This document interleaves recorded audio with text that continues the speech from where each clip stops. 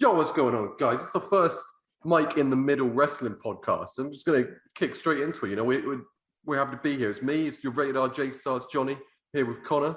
Concena. I want to hit it with that. John, what's your wrestling name?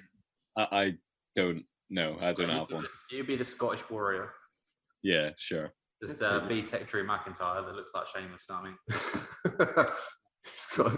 That's a pretty weird mix, that. But you know what? It's something we can go with. I think that's a good name. I'll go with that. I'll take it. So I thought we'd kick things off this week. First podcast, just introduce ourselves a bit, how we got into wrestling, our wrestling icons, standout moments, favorite moments. So what would you say yours is? Oh, you know what? Wrestling, it's been something I've been watching since young, playing with my cousins. I remember just always, whenever we're going around theirs, we was always playing on the PlayStation. We playing some Raw, SmackDown versus Raw. Always playing then, keeping up with it. The thing with me was I never understood really that there were like pay-per-views in that. I'd just be like watching the highlights on Sky One or whatever it was, and it's being like, oh, this is sick. Not really knowing exactly what was going on until like later on in life, and then being like, oh damn, there's a whole lot to it. You know, it was always The Rock that meant the most, even though it was just after my time. It's still playing the games, having The Rock on there, and now it's just it's iconic. You know, he's an iconic wrestler. I don't know. What about you? What's your favorite? When you go? Well, I started getting into it when I was in primary school, but whereas you didn't know that pay-per-views were a thing, my parents used to send me to bed with my sisters at 9 and then come and get me up at 1 when it started, like on a school night.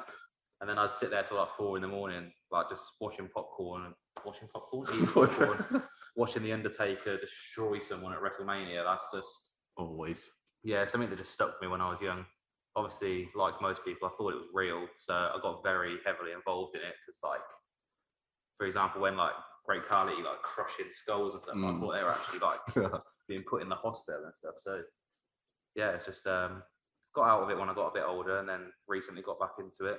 Yeah, you're welcome for that. Big way. Yeah, it was Edge coming out of the Rumble. That was huge. That really like took me back to my childhood, and I was like, yeah, I need to start watching this again now. That was huge for all of us. You know, prior to COVID, we were just all sat in the room watching it. And, the pop it got in the room as well as the arena. Limbs. It was just amazing. I just remember sitting there, jaw just dropped when it was just. You think you know me? It's like, I called it from the start of the Rumble. That was my pick to win before he even came out. So it's your favourite, isn't it? Well, Edge. Yeah, favourite from when I was young. Still is now. Big up Edge, going to WrestleMania, Universal Champion. It's got to be. It's got to be him. What about you, John? What are you saying? When did you get into it and that? Well, to be fair, I got into it proper late. I think I was maybe, what would it have been, 2010 maybe? I was proper late, but that was just because I got into it from a mate. Like, my family were never into wrestling around the Cats, so it was literally a mate introduced me to it when he was around one day, and I was just like, I'll watch that. And then through the years, it's sort of like your interest peaks and dips and all that sort of stuff. And in terms of favorite wrestlers, I don't want to be like basic and go like obvious ones like Triple H, Shawn Michaels, them sort of people, because they were before my when I watched it. And I've always liked John Cena, but like if you say John Cena, you're just a bit basic, aren't you? So too basic. To be fair, I've always liked Kofi Kingston. I don't know what it was about it. I liked him before he was with New Day. I think when he was doing the Intercontinental Championship stuff, tell you who I did love, and when they let him go, it crushed me. Zack Ryder. I loved Zack Ryder's character. I loved everything about him, and then they just nerfed him into the ground. He's the one that did that whole internet championship, wasn't he? That really pushed him. He built himself up because he did the internet championship, and then from there, WWE like, hold on, he's got something here. We'll go with it. And then they went with it for a bit. Looked like they're going to build him up because he was with Cena for a bit, and they played off like, him and Cena were best mates. And then suddenly they just had Kane push him off a ramp. They had Eve Torres kick him in the balls at Mania, you know. Buried him. Yeah. So yeah, I don't know, like just some left field options there. Kofi Kingston and Zack Ryder. I can hear Kofi for sure. What I'm saying about me for getting into it in wrestling, that was around when Kofi first got into it. Me and especially my cousin, we loved Kofi. who had all the sort of memorabilia. I used to have his medallion thing, the weird looking Jamaican guy with I used to have that. I loved Kofi. I just find it hilarious that he went from like his whole gimmick being Jamaican, and that he just did that one promo on the mic where suddenly he was just American. Triple H calls him out over the whole thing. Triple H just calls him up for it. It's like, hang on, aren't you supposed to be Jamaican? And he's like, oh snap. It's literally what they've just done with Apollo Crews as well. It's sort of like no one says anything about it either. There's no transition. It's just something like, yeah, good accent now. Suddenly, I've got Nigerian ancestors, so now I speak my Nigerian accent, literally out of nowhere. I really like Apollo's new character. I think it's making him look really strong. But the whole accent switch up was just a bit mad. I really think he's getting a really big push at the minute, though. He's looking good. Oh, he should be winning the IC title, I think. I'd love Big E. I want him to keep the title. But I think I can see Apollo winning. Don't want to get too much into WrestleMania stuff this week, because that'll be for next week. But we'll leave that for next time. Can't see when him you doing look at Cruz as an athlete, though, like if you compare him to directly Big E, like again, don't want to waffle for ages because of Mania next week, but he just has everything. Like Big E does have a lot, but he doesn't have that raw athleticism. Like you don't see Big E going up the top rope. Like the stuff that Apollo Crews can do is just ridiculous. Oh yeah, you can't do it all. I really like Big E, but I feel like if he's going to go into the main card title picture, he needs to get a bit more serious, which is weird. I really like his character. I like the way they've made him fun, but I just don't think he's going to be taken seriously as a world champion unless he starts less comedy and more like actual. I don't really know. It's a bit of a sticky one. It's weird. What he's done recently is good. If you're saying that for Big E, it's weird how for Big E you feel like that, but then when Kofi got it, yes, there was an element of he was being a bit more serious with like the storyline and that, but like even during his title reign, he was still similar to what he was, just having fun like EJ. It'd been such a long time coming for Kofi that he could have been a heel and he still would have got the cheers that he got because everyone just knew that he deserved it, and it just been such a long time coming that he finally got the world title. Yeah, definitely. It was. I mean, I don't even care like all that stuff about Mustafa Ali. It should have been him. Like that. It was around when Kofi won it. That was when I got back into wrestling proper, because it was like, that's my guy from my childhood. I didn't realize until probably about a couple months ago that it was actually meant to be Mustafa Ali getting that push, but he got an injury. And I'm just I've never seen Mustafa Ali as a top guy. Have that stuff for Mustafa Ali. They have it. Like they had that whole thing of it should have been me, and they could have done something so great with it. Oh yeah. Like, I'm sorry, this is a tangent and a half, but like the fact that they went from that, they had that great storyline. They could have had him versus Kofi in a 1v1 title match. Put him again, not title match, sorry, because Kofi lost the belt by then to Brock, which that rattles me. But you know what I mean? They could have had him versus Ali and let Ali go over, and then really pushed him to the main event. But instead, they gave him Retribution. Looked like it could have been decent, and then what did they do? They just blew that up completely because Retribution just never like got me hyped from the get go. Yeah, like just with other things, it was like you can just feel it, and it was just nothing. Like I just didn't really care straight from the off. Like when they had them like smashing windows in offices and stuff, I was like, nah, this is not a serious group. No, do you know what it was? I could still feel like they could have done something. You know what I mean? Like with that. It was as soon as the name Slapjack was uttered, I was like, "Oh yeah." I somehow think maybe if they had CM Punk say as the leader of Retribution, I think it would have been that would have been a different story. It's just Mustafa Ali never sold it for me as the leader of that group, because they weren't legitimate at all, because it was like they pick and chose what they wanted to do on each show when they wanted to show up. When they did, it was like 1 week they'd have like 20 of them or something. The next there'll be 5. It's like, I don't get what's happening. They're all different each week. And so they needed someone as the leader to just come in and be that big bad guy, really make them that bad group that they were. And instead they went with Mustafa Ali, who, his promos were good with it. It never sold them. Like, I never got sold on it. It was dead to me from pretty much the get-go. Yeah. I agree. Yeah. Anyway, moving on from the Mustafa Ali rants about Retribution. Tangent. What would you say are some of the most iconic WWE moments, past and present. You've got so many, haven't you? It's like, oh, you can talk about like every era, like what iconic moment is.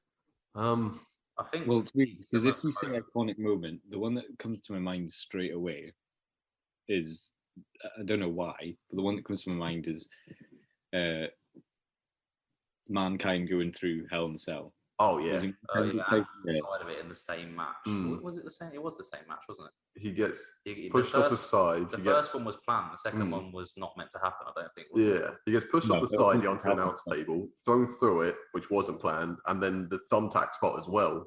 In that guy was an absolute unit, like unreal. He just did. What I find weird about that is the fact that that one comes to my mind yet.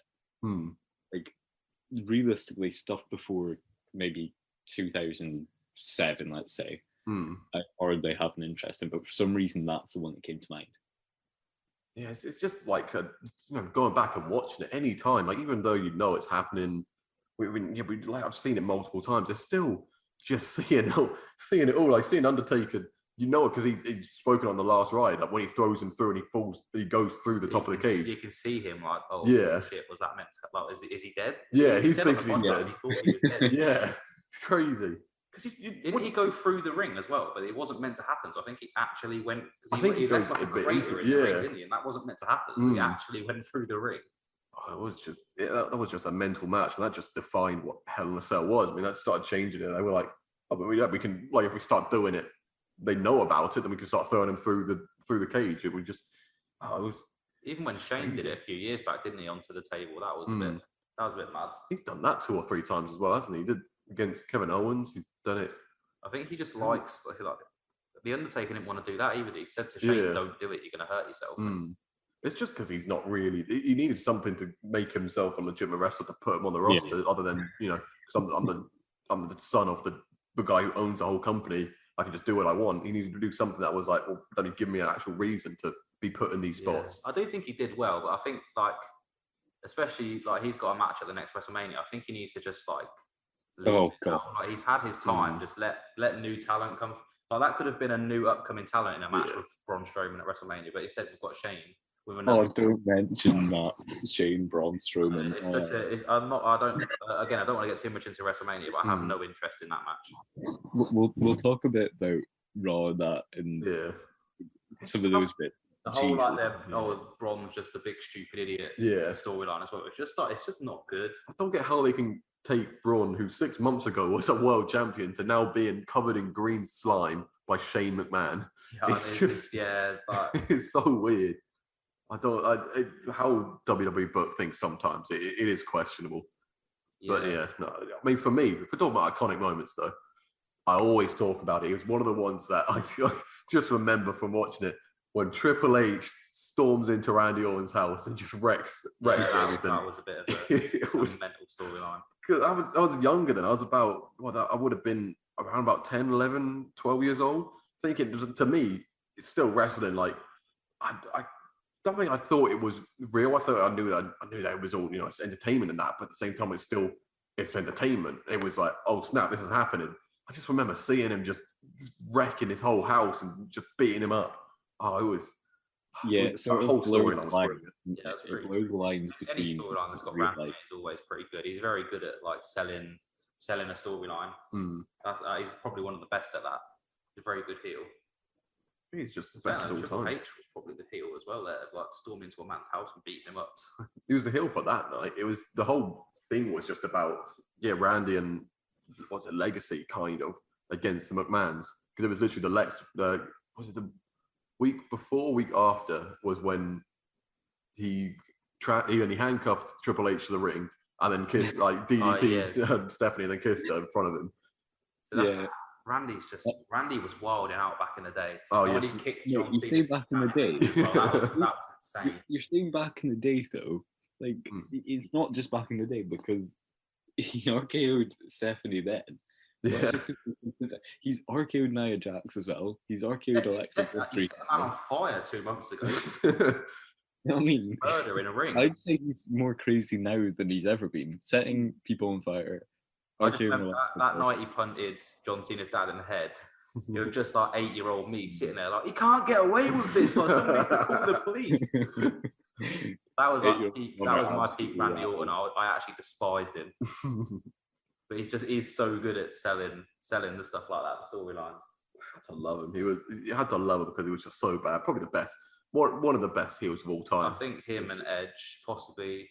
Ric Flair was just the dirtiest wrestler of all time. I think Rock wasn't heel very often, but he was good at it. Oh yeah, he was just good at whatever he did. Talk about iconic moments. Just any time anyone gave The Rock a microphone, just goes in. Like just some of the stuff, some of the backstage promos and stuff he did were just absolute fire every time. Him and the 3 matches with Stone Cold at WrestleMania as well. Oh, iconic stuff. Those two had something else in the ring. And their feuds were just unreal. I wish Stone Cold had longer than he did. Like, he got his career taken away quite early, really. You can't even hate a man on for it because he passed away in R.I.P. Owen Hart. That was insane as well. Iconic matches a bloke falling like what was it, 75 feet onto that was insane on live television. If you're on about iconic moments at Mania, though, matches wise, for me, there's nothing more iconic than the 2 Manias in the row where they had Undertaker versus Shawn Michaels. Those matches. Sure, yeah. I think they were that good that it's just universally known that they're probably the two best matches of all time. And if you don't agree with the best matches of all time, they're definitely in your top 5. Oh, that should be up there, yeah. Yeah, and if they're not in there, then I watched the matches back a few months ago, and you actually notice a couple of botches in the match, but they're still just that good. Like when Undertaker does the dive over the ring, right? He takes out. Yeah. I don't know if it wasn't the cameraman. The cameraman was meant to catch him. Yeah, the cameraman was meant to be there to break his fall. That's him getting sacked in the morning. Yeah, that like he almost broke his neck. Like you notice certain things like that, but at the same time they're still just iconic.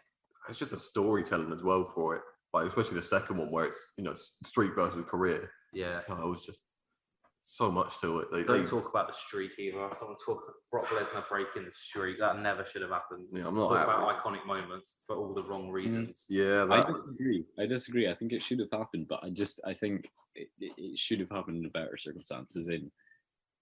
Like we know that Undertaker was concussed in that match, and that took away a lot from the match. Yeah, but I would say like they needed to end it at some point because, well, I don't think they needed to, but knowing Vince McMahon and WWE, they will see that and see this is an opportunity to like make somebody else a star. And yes, Brock was already a star, so maybe you could argue they should have given it to somebody else. But yeah, the Undertaker said it on a podcast, and I completely agree that they should have given it not necessarily Roman Reigns, which is what he said, but it needed to be someone that would like the win would give them such a push. Whereas Brock was already like a certified, probably not far off Hall of Famer. Yeah. He's already done everything in the business. Like give it to someone that's coming up that's going to benefit so much more off of it. I think it was still Brock coming. Like that was what 2015 was it? So who was out at the time? It was about then, I think. He'd come back for a little bit by that point, but he didn't. Yeah, I don't think he needed as much as someone like the Roman when he did. Didn't Undertaker said until the night they got there, he was going over? Yeah, I think so. I think Vince told him like when he arrived for WrestleMania that he was going to lose. Yeah, which just shows what professional he was. He was fully prepared to do it just for the business. That is Vince behavior, though, and just changes his mind. Like, you hear stories of, they've changed the SmackDown script completely on the day just because Vince was like, no, I'm not happy with it. Yeah, it's a bit like when they gave Otis the Money in the Bank and they were going to give him a push and suddenly that just died. Like, they didn't know Vince will just like, he's lethal, really. He just does what he wants. He does what he wants to see. He's good at what he does, though, because WWE's been at the top for decades. I don't know. It needs a change because the product's really getting stale, but obviously it's still doing enough right to keep going. I think SmackDown is doing pretty good. I mean, I think Raw, like primary show. First of all, it doesn't need to be 3 hours long. The Raw's just getting a bit stagnant at the minute. Yeah, Rhea Ripley's a good new addition, but Rhea will bring something else to that women's division. Sort of bring back that it's been lacking that sort of that aggression that the women's division had with like Becky Lynch been there. She needs to come back ASAP. I reckon Becky's going to come at the Raw after WrestleMania. Because that's always when they get a big comeback person, like be someone big reveal comes back. I think that's when she'll come back. I'm hoping Aleister Black then too. I'm hoping that them too. Well, actually, that was something I wanted to bring up is Aleister Black, because there was it not during this week they on Instagram he put something up, and I don't know too much about it, but I've seen that apparently the rest of his Instagram content's all black and white, and then this post he's put up this week is the first one in color, and it says, I've looked up just now, and it says, "Let us sit face to face soon. I will have many stories to tell, and all of them in full color." So surely that's him coming back. Surely. It's gotta be. Well, I heard that he was only not on TV because he was injured. Like, he's been injured all this time, and not just like, it's all speculation, obviously, because I know how political Vince gets about. But obviously, who's he dating? Selena Vega. Married to her, yeah. Obviously, the controversy with her, Vince can be a bit like that with the partners. But yeah, I read a story that he's literally just been injured this whole time. So that, I mean, it could be true, but who knows, really. Well, he had Buddy Murphy tweeted or something like last week. He was just like, "Hey, Aleister Black, let's go steal the show at WrestleMania." Which, I mean, they would. I mean, those two have had some great matches. Like before, I think when Buddy Murphy first came up from NXT, didn't really know what to do with him. He was like the guy who knocked on Aleister Black's door when he was doing that whole thing, sitting in that dark room for a year. And that was, those matches were banging. They were sick. And then we only saw him, could have carried it on. They decided to sort of go Buddy Murphy with the disciple of Seth Rollins. That's that recent story. Like, they had that whole story arc of him with Rey Mysterio and that. Yeah, and what's his daughter's name? Oh, Aliyah. Aliyah. Yeah, Aliyah. Just scrapped that. Like, it just. Yeah, he said that actually. He put that. He did like a semi-shoot response to something, and he got like a pretty big reprimand from WWE because he was just like, "It's wasted my time." All it did was use him to sort of. What did he say? He said something about put Dominic sort of in the camera, like give Aliyah an acting career, start it up for her. Yeah, and it just did nothing for him, which is very true. They had him on the other week, and he was going back to Seth, and I was like, "Well, how is this doesn't fit in with the storyline?" That he's got rid of Seth, and now he's like, and now he's just going to go on the Mysterio side. Yeah, now he's just going back to Seth. And now it then seems that they've doubled back on that and being like, "Now we'll just push you aside again," because now it's just seeming that Seth is just going against first Shinsuke out in Fastlane, and now it's Cesaro at WrestleMania. It's like, I mean, I'm pretty happy about that. But yeah, it's gonna be banging. Like Seth versus Shinsuke was a good match. Both, I mean, even though they just repeated it on the SmackDown afterwards, it was a good match at Fastlane. It should be good at WrestleMania with Cesaro. I think Dom should have started NXT. For sure. I don't think he had any business being straight on. Was it Raw he started on and then transferred to SmackDown? I don't think he did a bad job. I think I agree. He should have started in NXT, but I think I don't even know if he needed to start in NXT. You know what I mean? I think they could have done what they did and then just put him down to NXT. You know what I mean? That would have been seen as a bad thing because everybody would have understood. Because at the end of the day, it's supposed to be their developmental. And whilst you guys have been talking, I was looking back because we said who could Undertaker put over instead of Lesnar.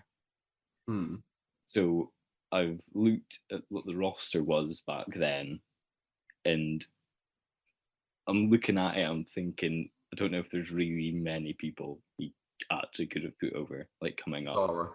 It could have been Roman, to be fair. I'm just including everybody that's NXT on here. Like, there's people in NXT, but in the future, that he could have. But if I'm looking at the actual roster, Big E, but they would never have pulled it that early. Yeah, that was a bit early for Big E. Cesaro, but again, I think it might have been a bit too early. Would that have been around the time he won the Andre Memorial Battle Royale? Because they gave him a little push from that. But I think it's enough would have been the Undertaker. Yeah. To be fair, Brock was probably one of the only believable guys. That's probably why they did it. But they could have given it to Roman. He was on the roster at that point. He's been big for a while now. Yeah. He's basically the new John Cena in WWE. I'm looking at it, and as you say, like, in terms of people that you could actually imagine being the Undertaker, like, there's not many. Like, I think this was the year, it was 2015, so it would have been when, was this not the year that Owens came up and was fighting Cena? I think it was. Yeah, they would feud that time. Yeah, that was a great feud. That was a brilliant feud. I like the intertwining of the NXT Championship and that. Oh, you yeah. Ryder's on the roster. to beat the Undertaker's streak. Oh, Everyone would have done Let that. Ryder go and beat Undertaker. I think the thing is they shot themselves in the foot really, because when you've had him beat like 21 like top superstars, like you can't just have some like middle card or like up and coming wrestler. It's got to be someone that is an established animal, and I suppose that's probably why they chose Brock. Yeah, It was believable that Brock would beat the Undertaker, but at the same time he didn't need it. But it's a bit like it's one of two things, isn't it? If you're taking away like storyline, like what he is in companies, and like he's the dead man, he's literally unbeatable. Like if you literally looked at that match on paper, him versus Brock, you would just be like, well, yeah, obviously Brock would win. So I think there's that element of realistic. Yeah, he would have. Hey, moving on. Talk about our favourite championships then, boys. This should get interesting because I'm a massive fan of WWE belts. I love it. If I had the money, I'd buy so many. Oh yeah, I think we all would. It's just that thing. You just want to collect belts. It's just like got some great looking ones, got some rubbish looking ones. And we'll get into a very rubbish looking one later, which isn't even WWE. But sticking with them, I think the standard of belts has just declined in WWE over, especially with the two new belts, Universal and the World Heavyweight. The fact that they're the same design, just different colours, it's really irritating. It's the same with the women's as well. That all four of those are literally the same. It's just then you get the women's on both white straps, but red and blue. It's just just copied and pasted and change the colour. That's literally back in the day they had so much character and like you obviously. I'll start. My favourite championship belt, I think, probably will be most people's. The big gold. Yeah. Absolutely iconic. When you think of it, you think of some of the biggest names in wrestling history: Ric Flair, Undertaker, Edge. Probably he's still up there. Yeah. Batista again, absolute animal. It's a Triple H with a. Oh, did he not? No, he didn't know it too much, did he, actually? I think that was more SmackDown, but he was the other one. With Cena for the spinner belt, weren't he? He had the spinner belt. But he had my favourite, the Big Eagle. God, that one. The Big Eagle. You know, it's just that for me is again comes back to The Rock being my favourite. Stone Cold. Bret Hart had that. I think it just suited the era that it was in so well. Well, because obviously everyone was like, "There's no way you're going to top the Winged Eagle," because again that was a beautiful championship. And then they brought that out, and it was just like it was even better almost. It was just it was so good for the time. And a good mention to the Undisputed as well. I like that. Yeah, a lot of people don't like that, but I think I love it. I think it's great. I think it's just one of those ones like where it meant a lot as well, where it's been, the two of them together, being the SmackDown Raw, Big Gold and that Big Eagle, just put it into one belt. It was just, okay, this thing's sick, Reminds me of Eddie Guerrero, his big win over Brock. Eddie Guerrero. I love Eddie Guerrero. That was so good when Eddie won it. That was, I think WWE's first belt, again, for me, this was the era I grew up in, so I absolutely adored it. But the spinner belt, a lot of stars and fans have said that it sort of made a mockery of the belt because it was more of a toy than an actual belt. But again, for me, like that was cool. That was like, what was that 2006, 7 sort of time? Been around that was like my era, so I loved it. But when you got it, I mean, you got the I've got the spinner belt. Spinner, I mean, it's not as bad as the US title spinner belt. That was horrible. I think John Cena got away with the WWE spinner, but the US one was terrible. Yeah, no, I couldn't get away with that one. To be fair, when you say your favourite titles, and I think my favourite title, there's only one that comes to mind, and it's the Fiend's Universal Championship belt. The Fiend's what? You mean the Fiend's Fiend one? That's your favourite? No, obviously not. Obviously not. Oh, Jesus Christ! I'm scared for that. My least favourite. I hate it. I'm just bringing you along, don't worry. But now, like you say, the World Heavyweight Championship one, the big gold one, that is iconic. But because I feel like I'm the one that's I'm just taking the different routes. Like, you know what I mean? I said Kofi and Zack Ryder. I do the same thing, and I've always had I really like the Intercontinental Championship, the one with the white strap. I love that. I don't know why. I love that belt, but my favourite IC championship is the like the one, I can't remember when it was retired, but it was like the Jeff Hardy Umaga feud, like the oval IC title. It was beautiful. I love the white one. It was, I think, who was it had it? I think the person that comes to mind for me was that belt. Like Kevin Owens. Ziggler had that belt. Oh, I didn't think I was that big a fan of Ziggler at that time, but I just it just worked. I think the new IC belt is a bit dead, to be honest. It's just a bit boring. I liked it. I liked it when it first came out. I like it now. I don't know. It's just something to it. If they had a bit of colour to the plates, a bit of blue or something, I think it. Yeah, I think the issue with that one is the fact that it's gold as well now, and like every other belt, like they've kind of tried to have is just gold. Like the main championship belts in the past have been gold, so for the Intercontinental Championship to be the gold one just feels a bit wrong to me. And like I say, when I think of that Intercontinental Championship and the white belt, like it's Ziggler, it's the Zack Ryder win at Mania in the ladder match. Nobody expected it, and then what did WWE do? Next night on Raw, he loses to The Miz, of course. Well, suppose if you say The Miz, he's synonymous with that belt. Well, is he not? Yeah, he really all-time wins. That belt, he made it. Is he not close to all-time wins though with the Intercontinental Championship? Or am I wrong? Might be, to be fair. He's close to it, I'm pretty sure, or he's done it. I think he might actually be the one that's won it. Is he? I think there might be someone that's won it like a couple more times. I think he is, because I remember he's either one more win away or he's close to it, because I think he was on.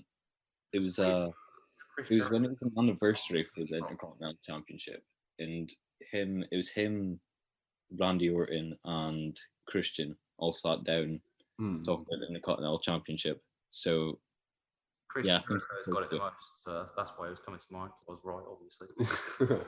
Yeah, Chris Jericho's got it 9, and the Miz has won it 8. So he's not. He could overtake him. To be fair, no, he will. He will.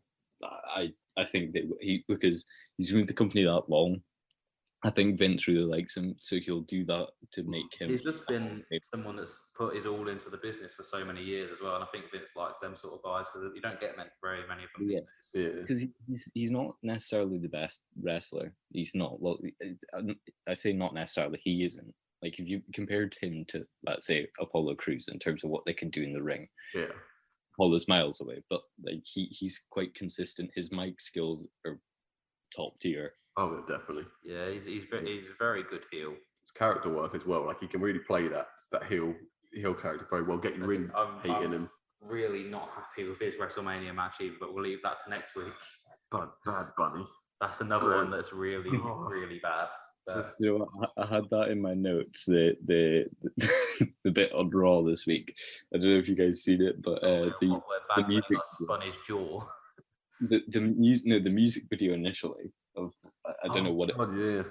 I couldn't even watch that. I understand there's some people, probably the younger audience that it appeals to, but for me, it was just awful.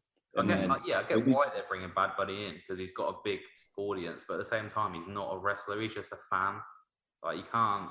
When there's people that's worked their whole career for that opportunity at WrestleMania, and they've just given it to him. Yeah. To be fair though, I did enjoy. I think the hit he got off of Miz was a pretty good hit in terms of celebrities that have come into WWE. Yeah, it was a good shot. To be fair, it was a decent one. I liked it.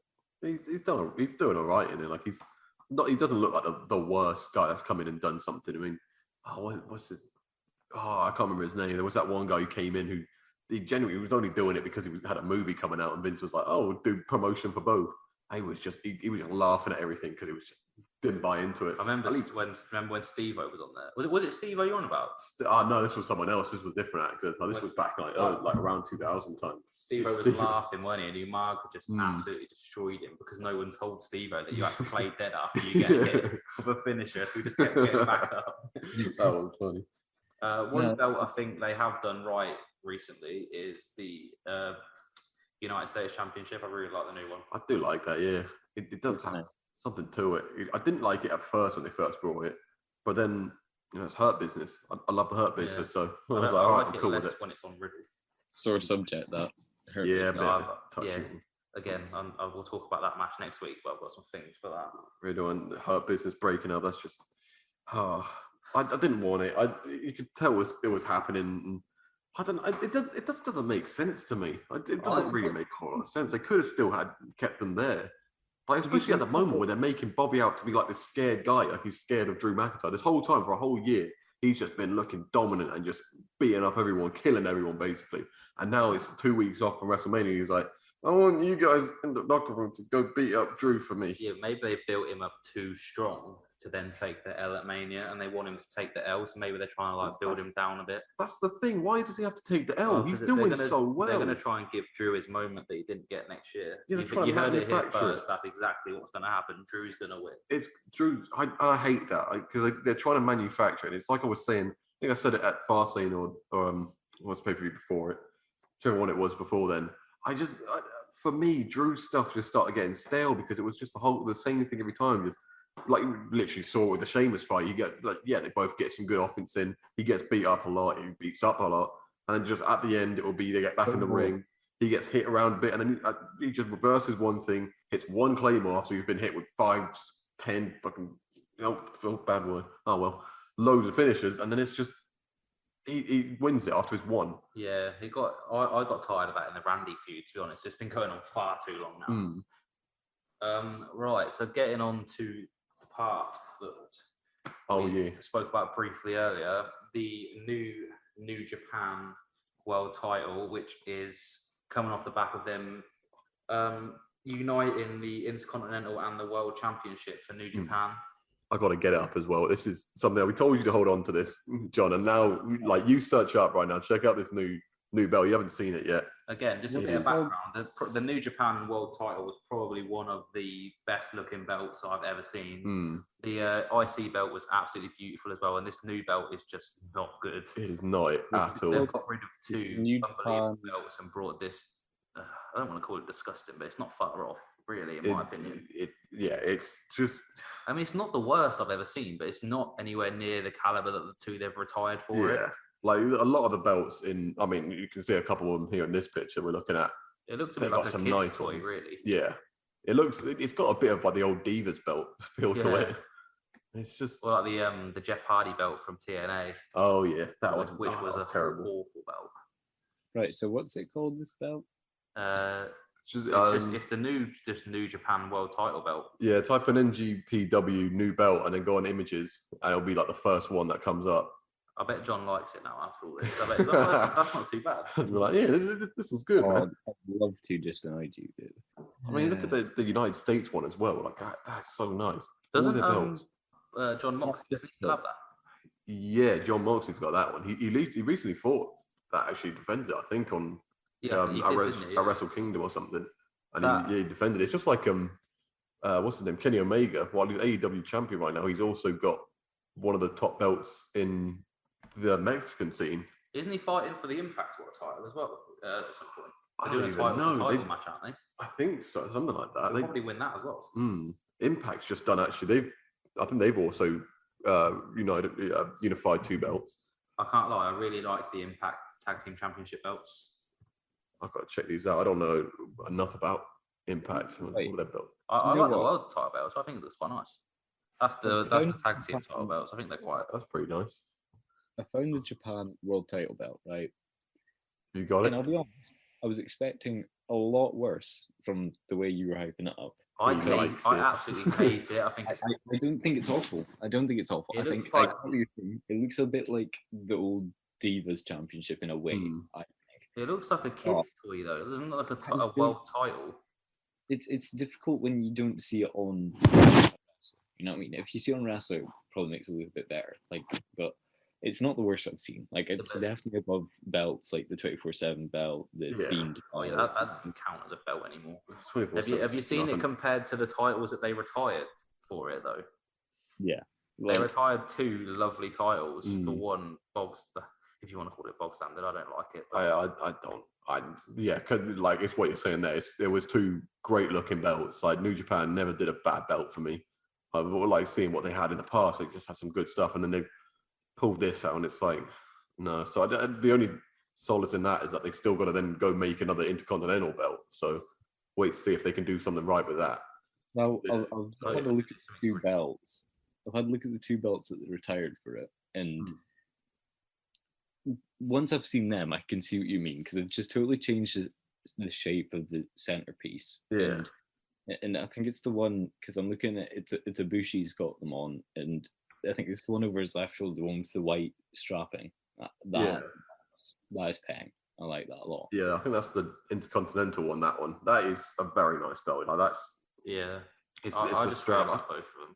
I think just a white strap, like white leather strap, just works with any belt really. It's just a nice strap. The United States one is really nice. As well. That United States, with the red and that. But I mean, I don't think any wrestling belt comes better than the AEW. I think that thing, it's just beautiful. Yeah, I think it's nice. I think it's nice. I think it's nice, but I just think it is huge. It's really huge. And like I don't know. It just, for me, it's not as good as some of the other belts. It's a really nice belt. Don't get me wrong, but it just looks quite bulky to me. Like it's not the best of all time. Like especially where it's like all gold. It's not as big. It's not as good as the big gold. But if you're talking all time, the current belts at the minute, I'd say it's probably the nicest. Yeah, but it's just something to do. AEW got a great product. I think that's true. I could do a whole podcast on AEW probably at some point, just because they got some. I actually like the new TNT belt as well. I can't lie. Is that the new one or the old one? That's the newest one. That is very nice. I think it's nice. Darby Allin. Yeah, Darby Allin's he does some good stuff there. Yeah, he's working with Sting at the minute, isn't he? Sting being back, great match again. I'm scared he's gonna die. He's not in the ring. I can't lie. I get worried because every time he gets power bombed, I'm like gritting my teeth. Like, oh god. I get quite worried for AEW though. I think what they're doing is great. I think they have the right ideas in that, but I think they're taking a big, like they're getting experience in, right? They've got Jericho, they've got Big Show, they've got Sting, they've got Christian now, who I think it's unbelievable that WWE didn't sign him and put him in a. Don't forget the Big Show. No, I said the Big. I did say the Big Show, but I mean, Paul White. They took the BS out.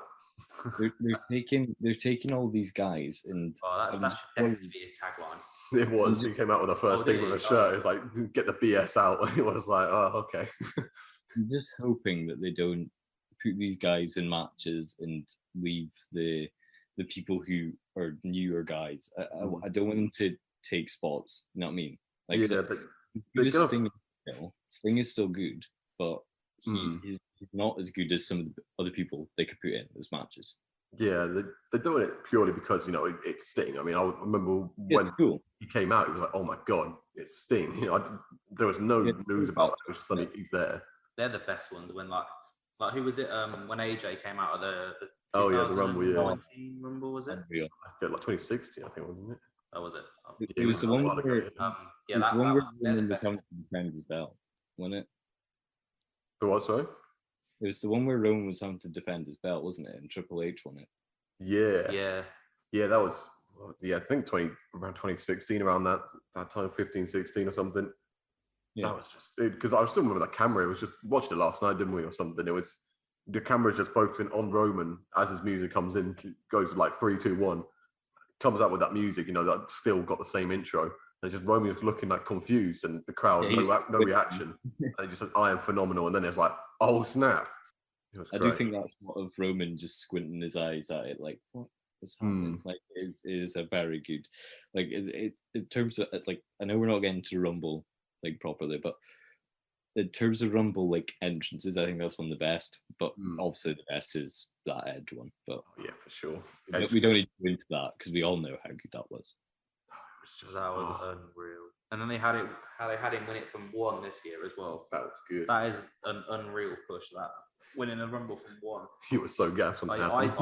I backed him. I backed my boy this year again, and I won. I didn't have to down my drink. I won.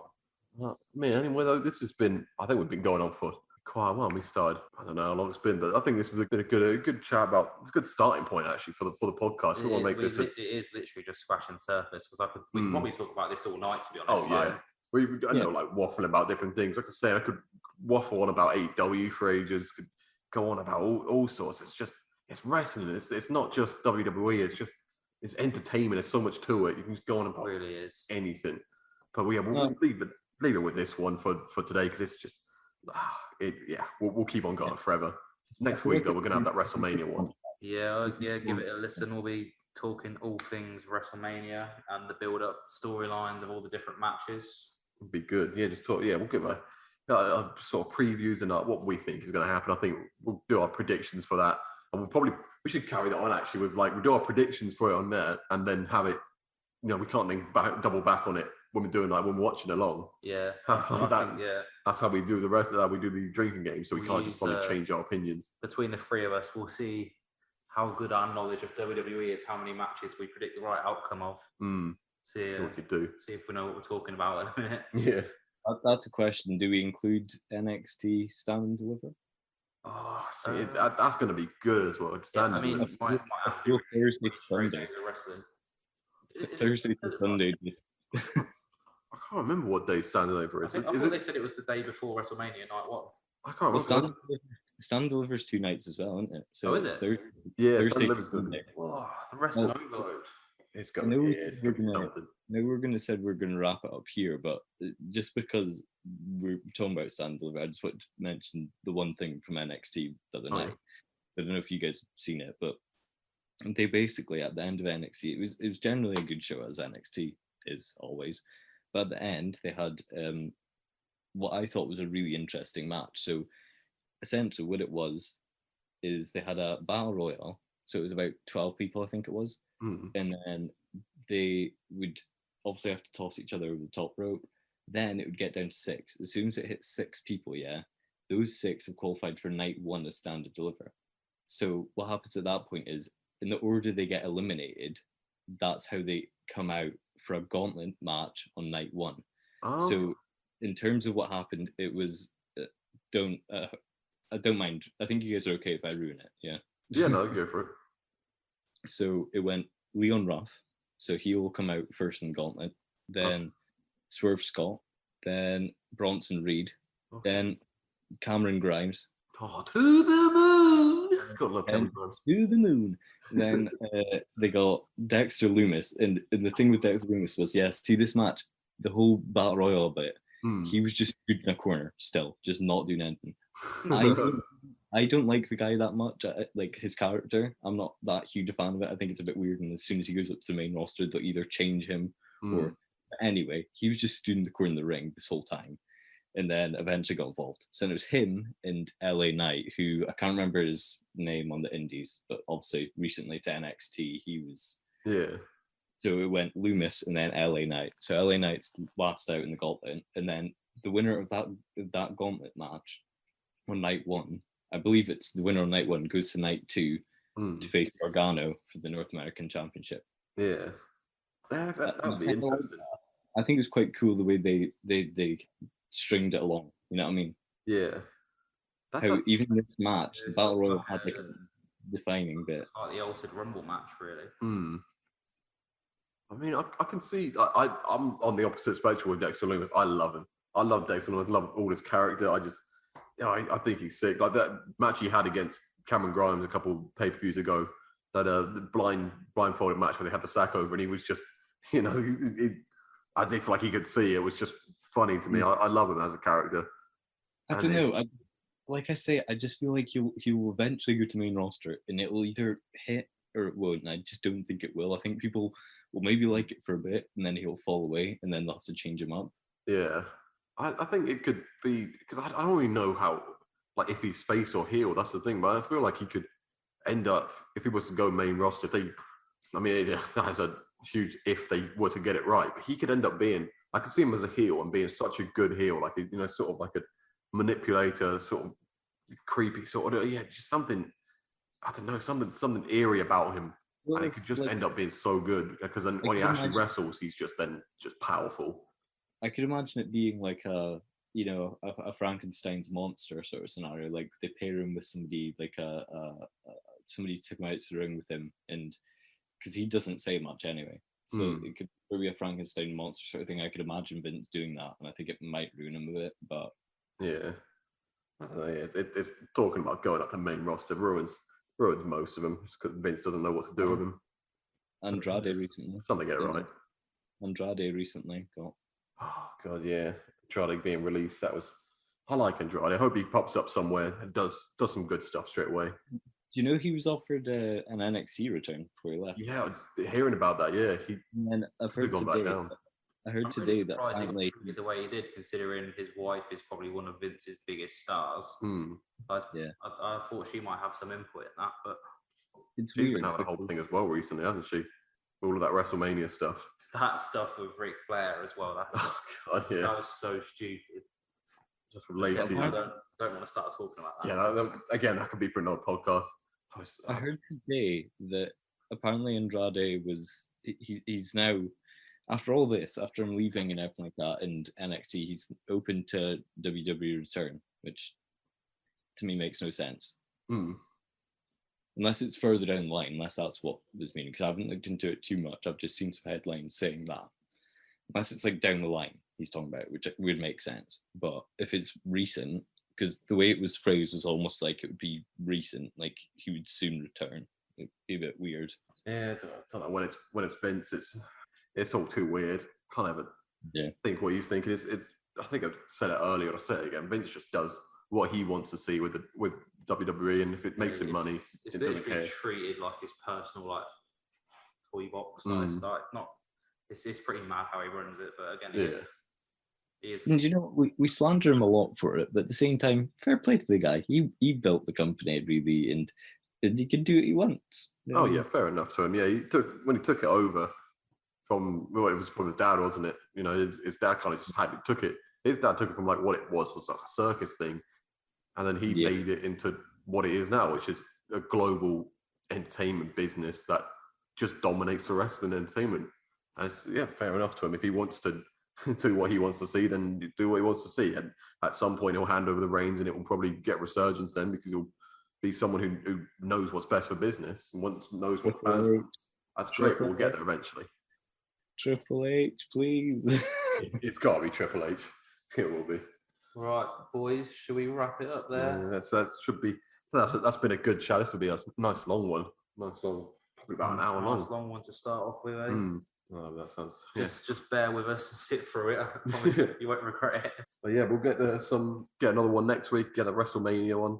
Yeah, WrestleMania special. WrestleMania special the week after. Probably be another WrestleMania special. Actually talking about what it was. But yeah, we'll just make these like a weekly thing, just to chat about wrestling. So I hope all the listeners who have tuned in enjoyed it. Hope you had a good time as well being here, you guys. Yeah, of course. Yeah. Be kind to us. We're just noobs at the end of the day. Be kind. Yeah, we're not wrestling.